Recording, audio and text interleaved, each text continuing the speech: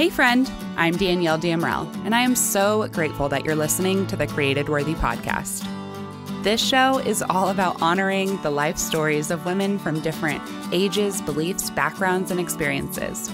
Everyone's got a story, and instead of getting stuck in the trap of unworthiness, this is a safe place for stories to be shared. On this show, we chat about the transformative power of creative processing too, and how we can utilize our God-given creativity with intention to heal, grow, find joy, create simplicity in the midst of our chaotic lives. So pull up a seat at our table because we are all created worthy. Hello, welcome back to the Created Worthy podcast. Today, I am joined by another worthy warrior, Judy Tierney. Judy is an Austin-based real estate investor, agent, and coach, driven by a deep passion for helping her clients generate wealth and transform their wildest dreams into reality. Judy's career and life journey reflects her multi-passionate spirit. From early roles in advertising and sports and entertainment marketing, she eventually ventured into entrepreneurship, establishing her own communications consulting business and obtaining her real estate license. Ultimately, she realized that real estate was her true calling and has gone on to be a successful realtor and investor for over 8 years. Today, Judy is on a mission to empower others to achieve real success. As a trusted coach, she shares her expertise and insights, guiding aspiring women investors to navigate the real estate landscape with confidence. In her free time, Judy is a true adventurer at heart. She has explored all 7 continents and is always seeking out exciting new travel destinations, which we are definitely going to talk about today. I have had the absolute honor and privilege of walking alongside Judy this whole year as a coach and friend as she went through the process of writing her chapter in the Amazon best-selling book, Living All Out.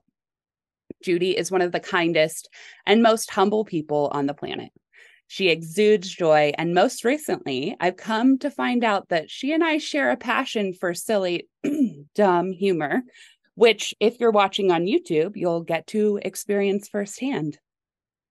Judy, thank you so much for joining us today on the Created Worthy podcast. I can't wait to hear even more about your real life story. Oh my gosh, Danielle, I am so excited to be here. It is such an honor. I've listened to so many episodes of your podcast, and I love all of the inspirational stories that you have of the women and folks who come on to talk to you. And it is just such my honor to be here today. So thank you so much for inviting me. Of course. I can't wait for the world to hear more about who you are. You remind me a lot of my husband, where you kind of like don't brag about yourself. Like, you're very humble, but you've lived like a really incredible life. But I think you're also one of those people that, like, until you ask questions, you don't know that about you. So thank you for being courageous and coming here to my podcast, where I ask a lot of questions. I do. So just to start, I would love for you to take us back to where you started up. Like, where are you from? Can you paint a little picture of what life was like growing up for you? Yeah, absolutely. So I'm a Texan. I'm a native Texan and a Texan through and through. I was born in San Antonio. My family moved around just a tiny bit when I was young. But by the time I was in 5th grade, we settled in Fort Worth, Texas. I was raised by a physician and a 1st grade school teacher. I'm the youngest of 6 kids. What? Youngest of 6. And just kind of the typical middle class family. Just a great upbringing. I feel really fortunate to have had a wonderful family. I went on to, I stayed in Texas for college and for business school. And then it was after business school, when I was 23 years old, that I ventured off to the big city. I moved to New Jersey and ultimately into New York City, and started my career in marketing and advertising, and have kind of been where you actually talked, I think, a little bit more in detail about in the book chapter. But you did some pretty big things in the corporate world starting in New York City, right? Yeah, I started my career at AT&T.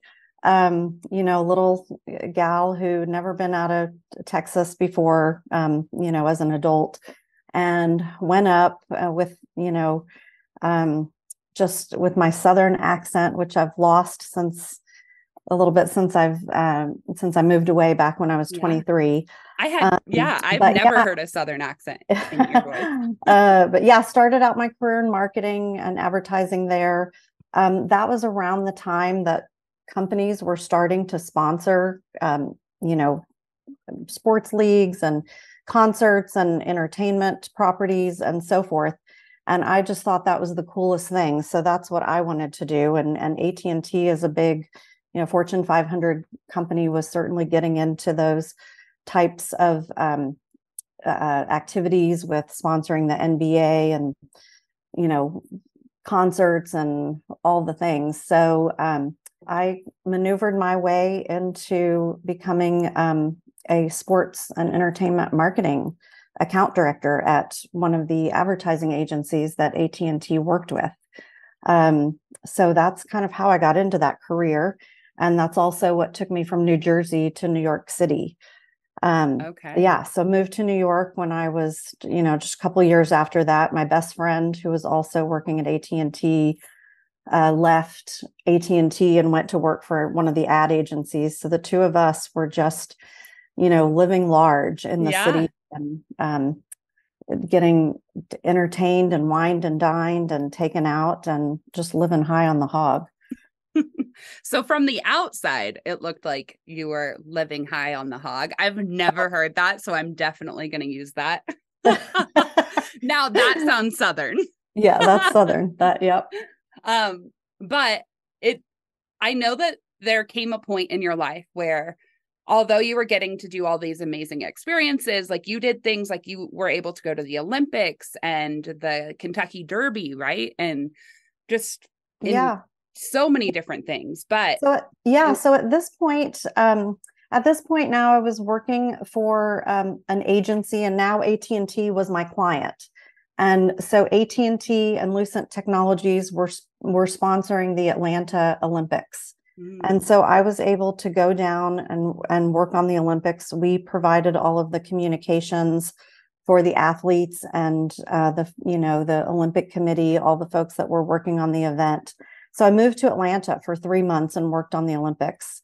And when I moved back to the city, I just thought I had reached the pinnacle of my career. I had worked on, kind of the biggest, what I thought at the time was the biggest event that I could possibly have the opportunity to be involved with. So it was at that point that I said, I'm at the peak of my career. I've got to do something else. And I had always loved traveling. My best friend, who I referenced earlier, was also a big traveler. We had been on a lot of vacations together. So I so that was the same friend. The same friend that you moved to New York City with is the one that Yeah, then yeah. became We your both moved traveling to New partner. York at the same time. We lived Oh, 7 blocks wow. from each other. Her name's Christine. And so I just said, "Hey, Christine, I'm going to quit my job and go travel the world for a year." And she was like, "Oh my gosh, that sounds awesome. I want to do that too." So we both left our advertising agency jobs. And, 3 months later, we were on a plane to London, where we stayed in Europe for we went to London and Greece for a few weeks, and then we were off to Africa for 5 months. And the whole trip was 14 months around the world. We went to Africa, India, Nepal, Southeast Asia, Australia, New Zealand, Fiji, and the Cook Islands. So 14 months with a backpack, and it was quite a different experience than being in the corporate world, where we were, on a little bit of an expense account and going to the nicest restaurants and, hanging out in skyboxes at Madison Square Garden. We went from that to literally sleeping in, $5 hostels, eating at the roadside stall. It was totally different when somebody else is paying for you. That's right. Versus when you are now carrying out your own dreams. That's right. So how many countries have you traveled to? Gosh, I think at the last count, it was around 28. Yeah. What? So what has been your favorite country thus far that you visited? Wow. So on the year-long journey back in the day, my favorite, I think, was Uganda. That's where we were able to go out and trek the mountain gorillas. And so the mountain gorillas, I don't know if you know, but they're they're an endangered species, and they live on the border of Uganda, Rwanda, and Zaire. And so that's really the only place that people have an opportunity to see them. Can you go out like in the wild and interact with them? Yeah, I don't know how I don't know if this has changed, because this was, back in the 1990s, but we, at the time, way back in the 90s. Way back in the 1990s. That's so last century. So last century. Yeah, so we went out, and they will take 6 people a day.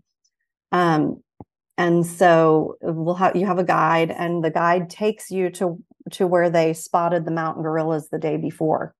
So it's literally just, the 6 people plus the guide who has a machete, and, you're trekking through the bamboo and whatnot. And they know how to use those machetes. They do Netflix documentaries before. Oh yeah. Oh yeah. So, and you're not even guaranteed to see them, but they find where they were located the day before, and that's the spot where you start, and then off you go through the jungle, and until you find them. And then once you're there, you're allowed to just sit back and observe them for an hour. Do they interact with humans? Yes. Like when we were there was a guy in our group who had on a pair of sunglasses, and the big silverback gorilla came over and took the sunglasses off the guy, and just was kind of playing with him a little bit, gave him back. But you're not allowed to approach them or touch them. But if they come over to you, you just are, you learn to just kind of sit there and enjoy the experience. That is so cool. Yeah. I love gorillas. Yeah. So I think that was my favorite. And then another favorite was many, many years. I mean, this is actually 2017. My friend Christine, who still lives in New Jersey with her husband and 2 daughters, approached me and said for her 50th birthday, she wanted to go to Antarctica. That was always on her bucket list. And so she said, I told John that, I wanted to do the last 2 continents with you. So, so the 2 of us over Christmas and New Year's in 2017 went to Antarctica, and we went to South America first, to Buenos Aires, and Antarctica was just an experience like no other.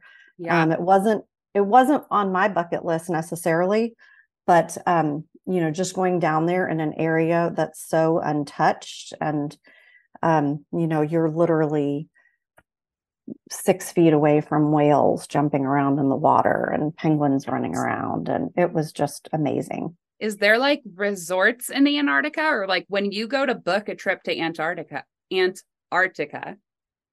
how do you even go about doing that? Like, I don't feel like I've ever. Yeah, no, you can't stay on the continent of Antarctica. So you actually have to take a boat. Okay. There are big cruise ships that go down to that area. But the best way, I think, to see it is to go on a smaller ship. The ship that we were on was 200 people total. That was passengers plus crew. So you're literally on a ship, and then each day you can go out onto the continent for a certain amount of time. So it's like 2 hours. So they're allowed to, So it's basically a cruise. It's a cruise, but it's not like your normal cruise where you're learning how to fold towels into animals. And I can tell you've been on some cruises. Yeah, I have been. Yeah. But it is a ship. It's much more educational. So like every night we would have, on the ship, we had an ornithologist, and we had a whale expert. We had a historian for Antarctica. So we had all of these different experts on, the different wildlife, and they would give lectures every night so that you could learn about what you were seeing. on the continent. And so that we did actually on that cruise, on that trip, we were able to go and spend the night on Antarctica. So literally we went out at 10 o'clock and it was in December. So it's daylight pretty much all 24-hour daylight.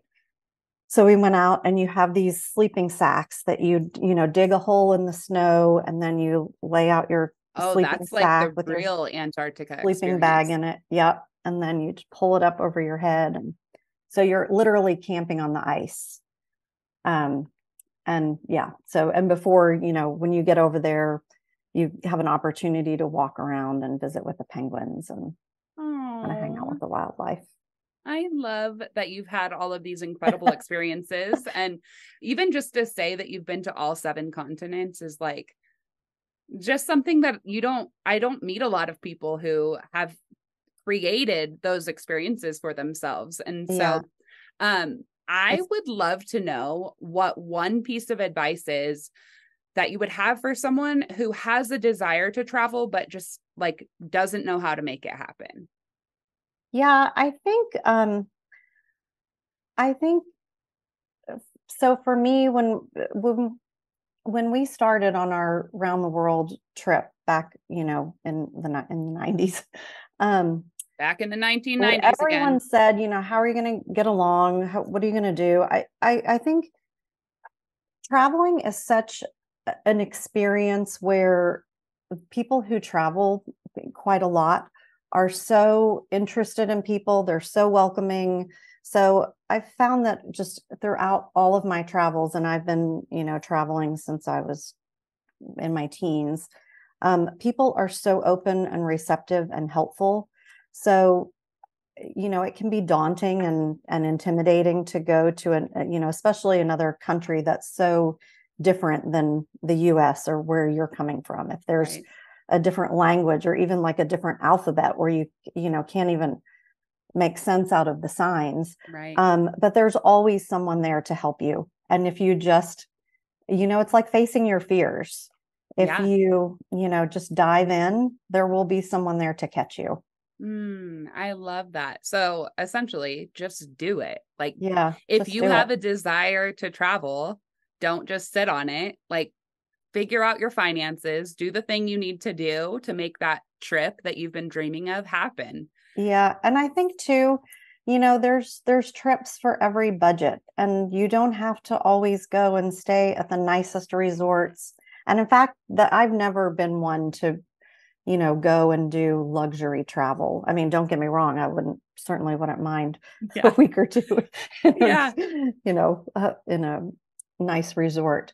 But I think you get so much more out of it if you stay kind of in the local hotel or get an Airbnb or and go to the restaurants, not where all of the Americans go to, but places where you can really meet the people. I mean, that to me is the most rewarding part of traveling, is immerse yourself in that culture. Immersing yourself in the culture, getting to know the people, getting to know the places.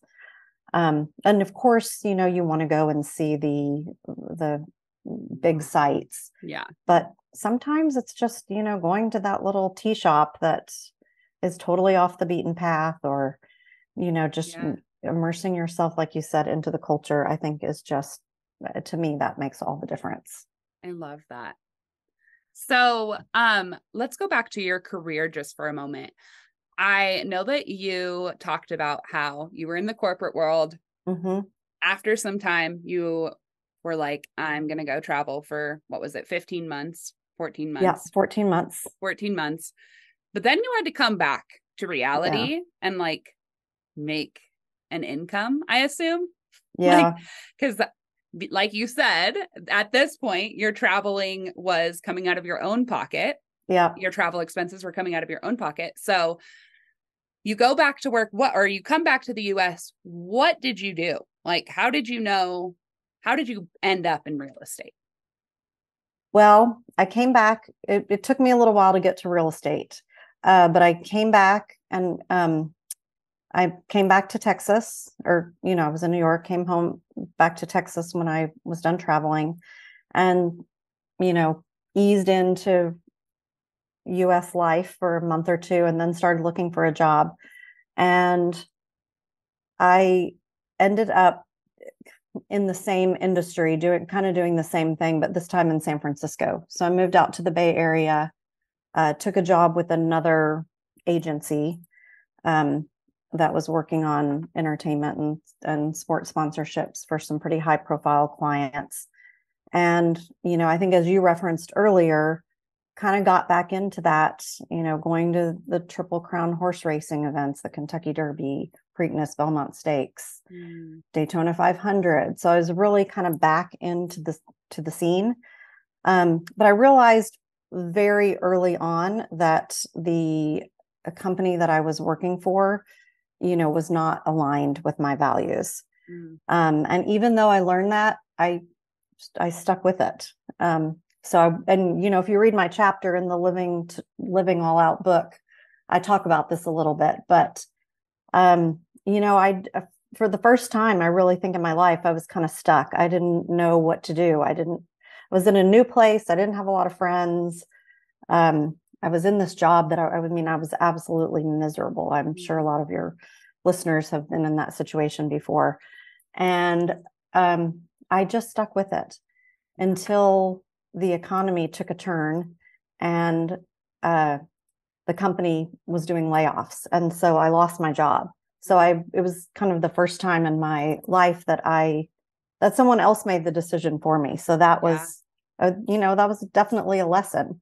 And I vowed that I would never do that again. Luckily I had a great friend who kind of picked me up and said, oh, well, while you're figuring out what you're doing next, I'm working for a client who is in need of a lot of project work. And why don't you just do a project and on a consulting basis and then, you can, while you're looking for a job. So I said, great. And I started that. And that was in 2003, started a consulting project and never went back to a full-time corporate job. But I did, start my own consulting business at that point. And so that's really where you pivoted into entrepreneurship. Yeah, that's where I started pivoting into entrepreneurship. That's really where I started kind of the bulk of my investing, activities. So I was living in San Francisco. I had a condo there, and I purchased. My parents were moving out of their West Texas home, so I purchased their house down in Odessa, Texas. That was my kind of first real investment property. And then as I was working in corporate, I was, doing a little investing. I moved. It turned out all of my clients were outside of San Francisco. So I was traveling every week to see different clients. And I thought, gosh, I can do this from anywhere. So I decided to move back to Austin, which is, the last place that I had lived in Texas. And my best friend from business school had, kind of gone through the corporate world, left the corporate world and started his own real estate firm. And so he helped me find my condo in Austin. And we had just such a wonderful time looking at places. Every time I came into town, we had so much fun. And that's really when it hit me, this is what I need to be doing. I moved, I bought my condo in Austin in 2011, but I was still doing a lot of work in California. So it was back and forth.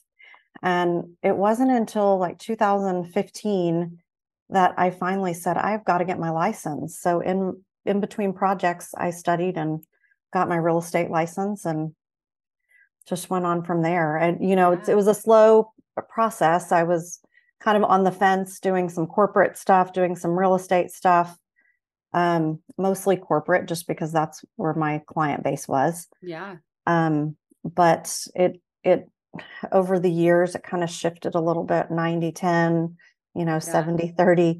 And then when COVID hit in 2019, things really dried up in the consulting world. And for a little while in the real estate world too, but soon after, things took off. Yeah. As people decided, we've got to find a bigger place. We've got to get a house with an office. We have to have Yeah. place to go outside and all of the stuff. So that was really what, kind of tipped the scale. And Yeah. that's where I really moved into real estate.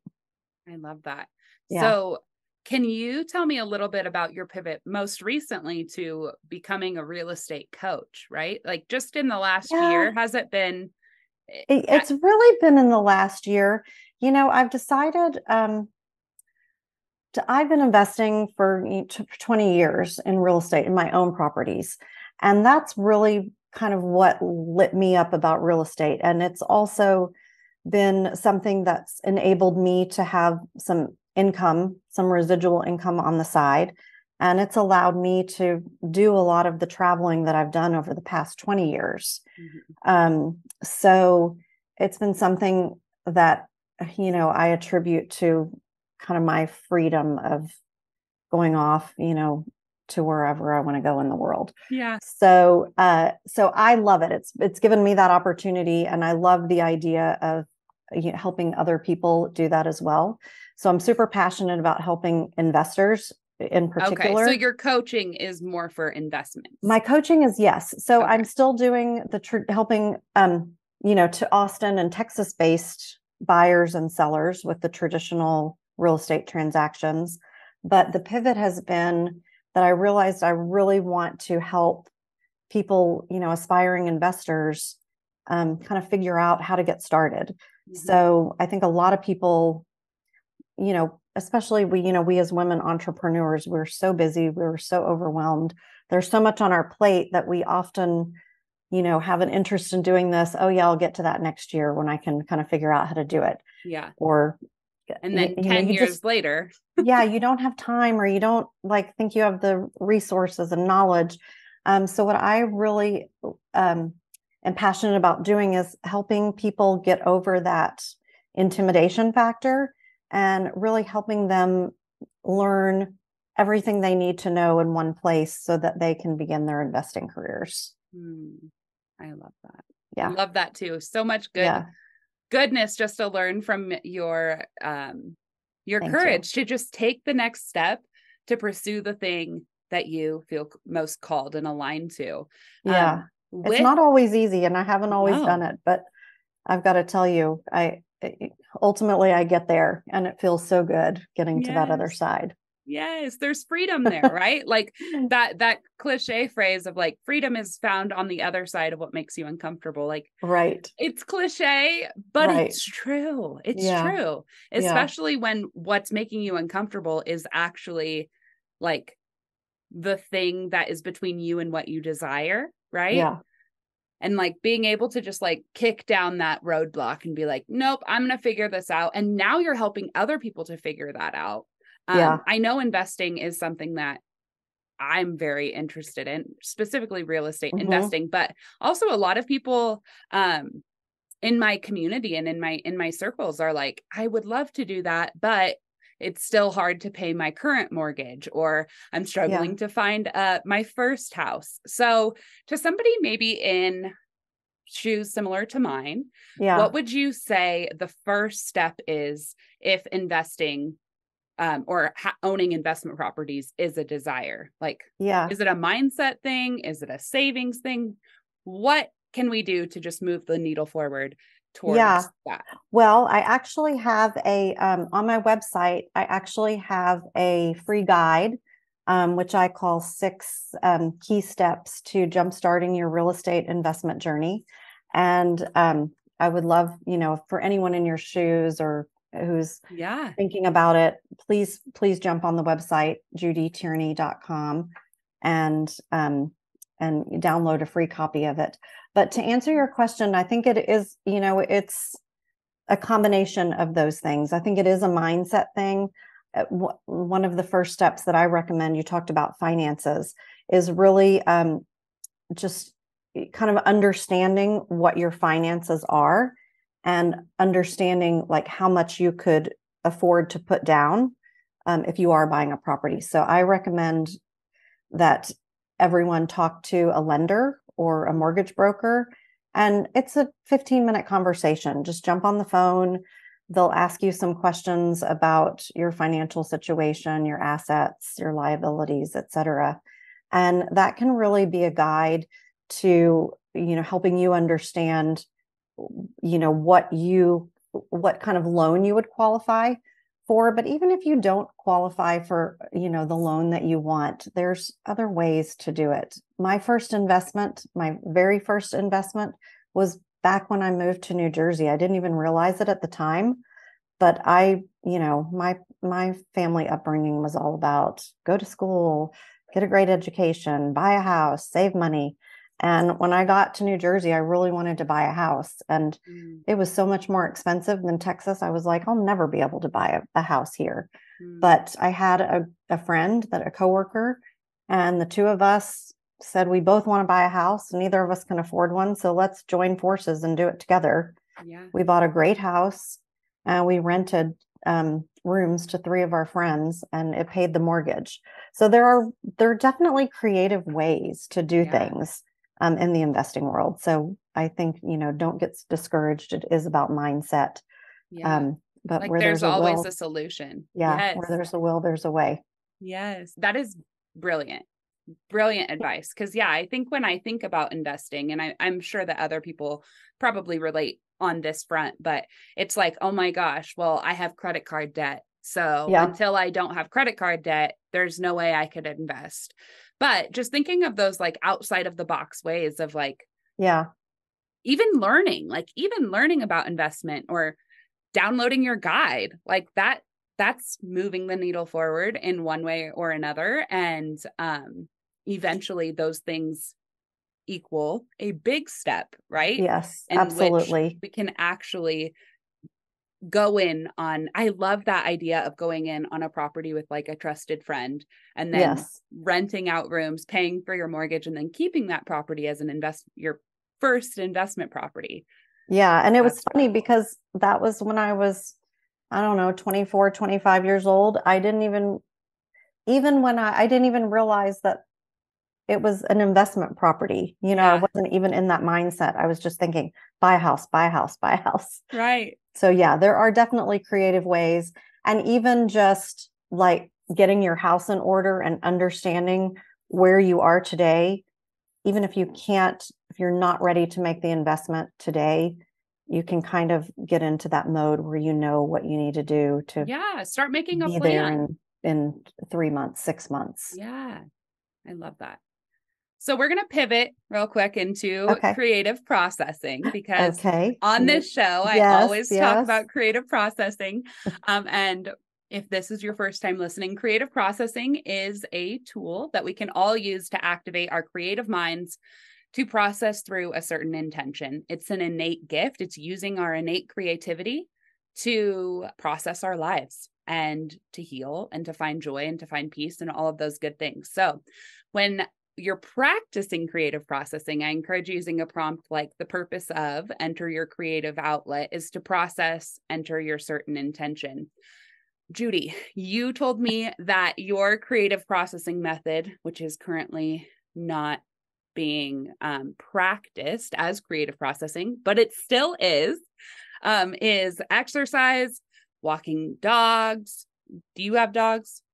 My best friend has a dog, and we go out and do a morning walk. Like my friend and the dog and I go out and do a morning walk. So I see this dog every day. I manage his Instagram account.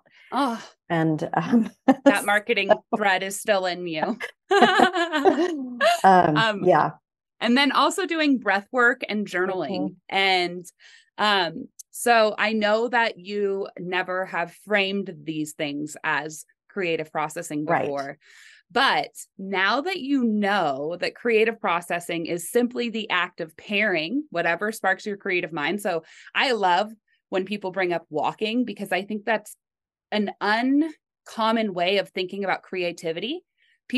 Deirdre Palm Adams, which is in the mastermind and in the book, she talked about how walks on the beach is her primary creative processing method. The act of moving your body, for a lot of us, sparks our creativity. Same thing with like if you're in the shower, right? Like you have all of these creative thoughts, but you wouldn't typically think of like showering as a creative process or a creative method. Mm-hmm. But it actually is. Anything that engages your creative mind is creative processing, or has the potential to be creative processing. So whatever sparks your creative mind, and then pairing that with intention is how you practice it. So thinking about walking, breath work, and journaling, mm-hmm. do you think that if you paired any of those things with a certain intention, so for instance, like the purpose of journaling is to process my next investment opportunity. Yes. Do you think that that would be helpful?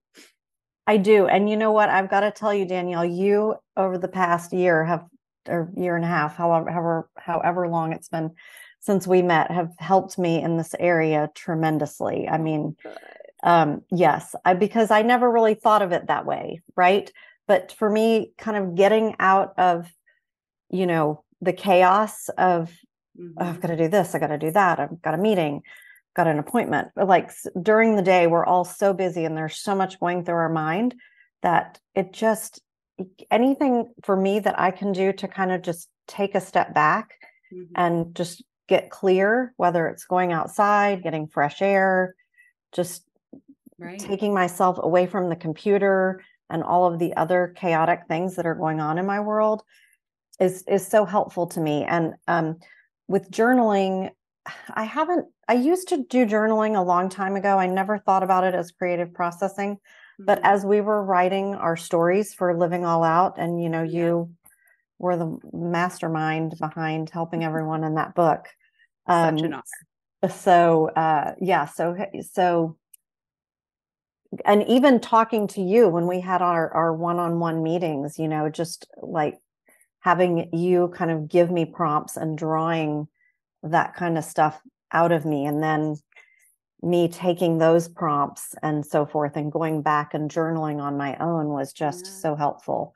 So I think to me, and then breath work we mentioned was another thing that I just started doing this year, over the past 12 months. Right. So, and that's really one where the goal of breath work is just to like kind of be and let the thoughts come to you and so forth. So, so you've been such a wonder and help in that. I am so grateful to hear this. I love that you brought up how it like can be something that creates simplicity in our lives. Mm-hmm. Like just carving out that moment to maybe journal the creative processing prompt. Like the purpose of whatever you're doing is to process whatever you need to process, whatever is overwhelming you, whatever your source of chaos is in that moment. At first, I encourage people to like physically write it down just so you can kind of train your brain and build that neural pathway. But eventually, it sounds like it has subconsciously worked for you already. But when you're aware that you actually do have the control to slow things down. Our world, our human beings function in overstimulated and understimulated nervous systems all the time. So finding that like balance, it can feel impossible. But the truth is it's because we let our minds run us instead of running our minds. And so when we can just slow it down and we can really just say, okay, right now in this moment, I can acknowledge that I'm feeling overwhelmed. But the purpose of slowing down and taking 10 deep breaths is to process peace.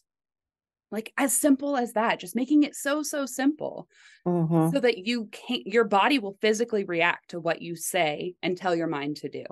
Yeah. And creativity is just an innate gift within us. So being able to just pair those things together is like, I can't take credit for that. I'll always be like, God revealed this to me. And I think everyone needs to know about it. And I'm still learning every day about like the power well, it's a practice, right? Exactly. It's similar to breath work or meditation and praying. It's like you just practice it so that then it becomes something you just naturally do. And then you enjoy your life more.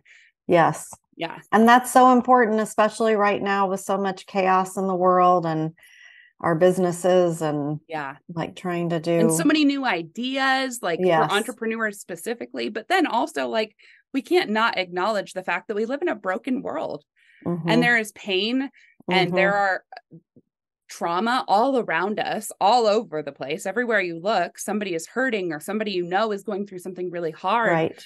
And to carry all of that and not know what to do with it can destroy our lives and our health. Right. So we got to Absolutely. do something with it. We can't just Absolutely. let it be this pent up energy within us that just like causes us to one day implode or explode.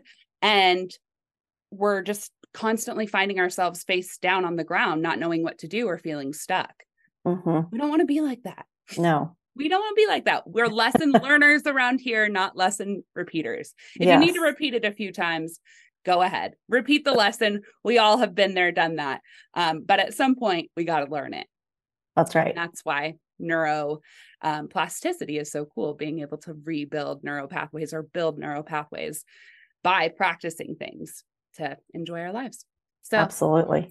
just in closing, I would love for you to tell us just a little bit more about what you're doing right now, where Okay. people can find you, and what you could help them with. Oh, okay. Well, what I'm doing right now on in 2 days from now, I'm going to be getting on a flight to Portugal and I'll be in Europe for 5 weeks.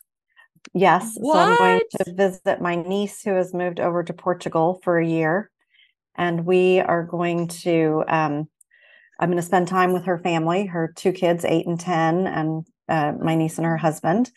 And then we'll be going to Sweden and Copenhagen. And then I'll be going on to London with my sister. Have you been to Portugal before, though? No, Okay, no. so another new country. Yes. And I haven't been to Sweden either.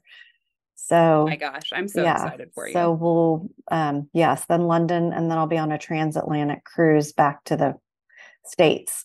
So I've That's the got, way to do it. yes. So this, yes, exactly. So yeah, this will be more of this won't be the Antarctica cruise. Yeah, a little bit different this time.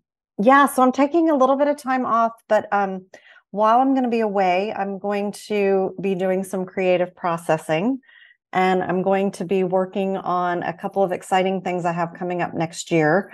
I'm going to be starting one-on-one coaching sessions with people from around the country who are interested in um, finding out about real estate investing. Yeah. And then I'll also be doing a VIP day for this, which will be a small group sessions.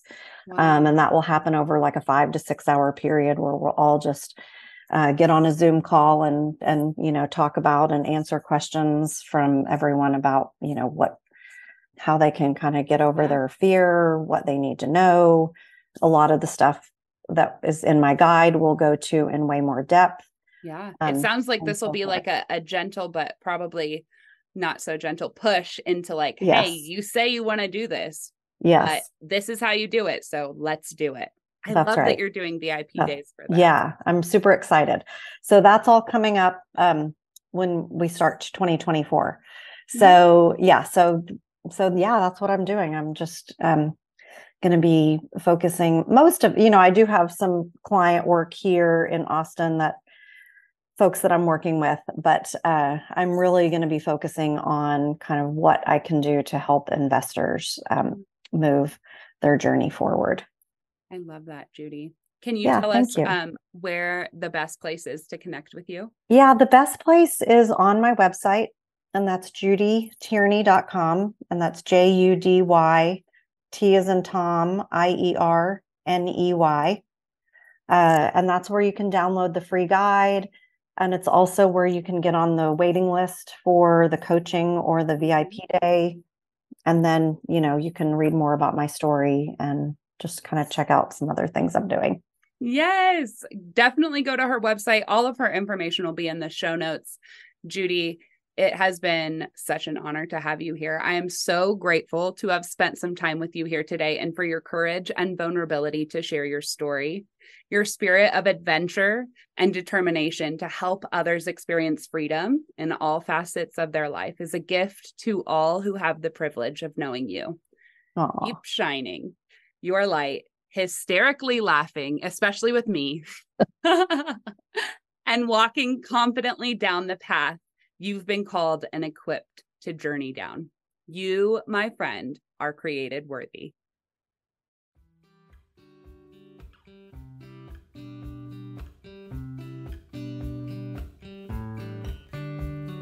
Thanks for listening and tuning in to the Created Worthy podcast. I hope that today's show resonated with you, and if it did, can you do me a huge favor and go leave a 5-star review?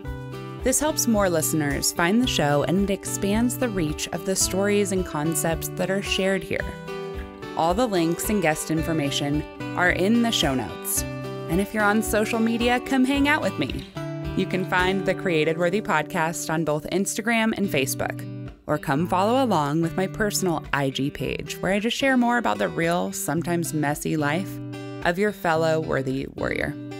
Can't wait to talk to you soon, friend. And don't forget, we are all created worthy.